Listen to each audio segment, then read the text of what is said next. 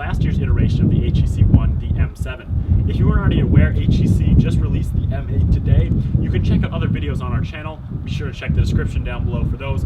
All the new features of what we're seeing in the brand new HTC One M8. Now, without any further ado, before we get started here, I would like to inform you of a giveaway that's going on. All you have to do is simply leave a comment down below, as well as like this video, and you'll be entered to win a brand new Samsung Galaxy S5 or also the brand new HTC One M8. Now again, just leave a comment, like this video, and then be sure to check out our Twitter, as we'll be announcing the winners on there very soon, and there'll be a couple of those. So that's how you enter the giveaway.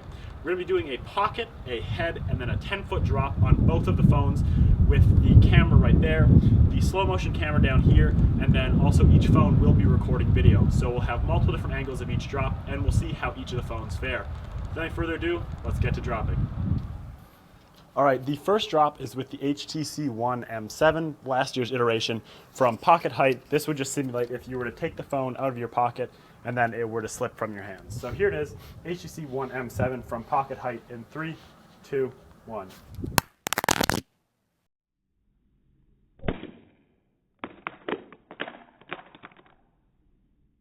Alright, here is the HTC One M8, again from pocket height.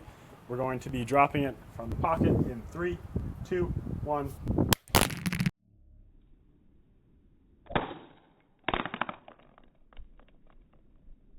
So after the initial drop from pocket height, it is evident here that neither phone has incurred too much damage. That's kind of a given, seeing as both these HTC One M7 and M8 are fairly well-built smartphones with an almost entirely aluminum build quality, much like the iPhone lineup. So it's expected that neither of them would take too much damage. As you can see here, they're fairly unscathed after the first drop. Now we're going to be doing the head height drop. So this would simulate if you were calling on the phone and the HTC was to slip from your hands. So first is the HTC One M7 from head height in 3, 2, 1.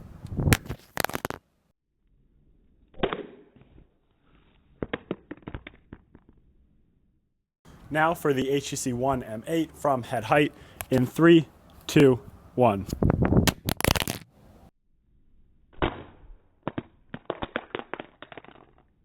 After the head height drop here, again, both screens are still fairly in good condition. On the M8, it's a little evident that there's some chipping around the edges. I think this is because of the black color or the dark gray. It's a little bit more clear to see. On this, you can see the raw aluminum underneath. However, again, they both are fully functional. They record, screen works, everything else works. So that's reassuring to see that they are working perfectly fine after a head height drop for both the M8 and M7. For the last test, we're going to be dropping the phones each from 10 feet.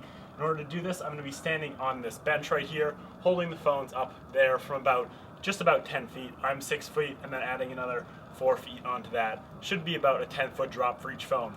Each one's going to be dropped face down. How it lands is a little bit unpredictable, but again, the starting position will be glass face down, which simulates the most likely to break a phone situation.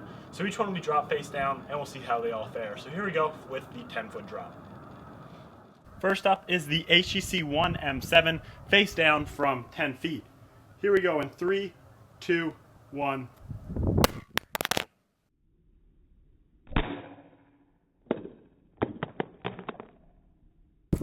Next we have the HTC One M8, again from 10 feet, facing down in 3, 2, 1.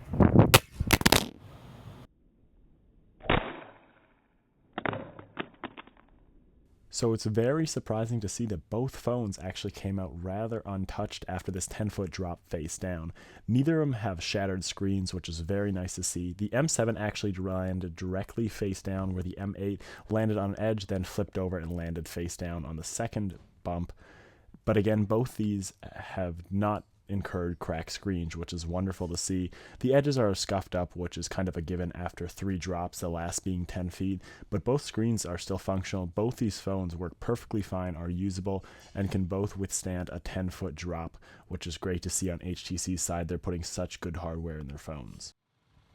Now, of course, this wouldn't be TechSmartt unless we literally tried to destroy the phone.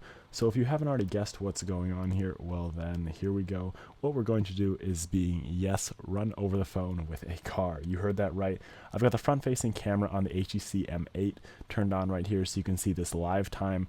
We're going to be driving it over with an SUV. So I'll just sit back and let you guys watch and see the results.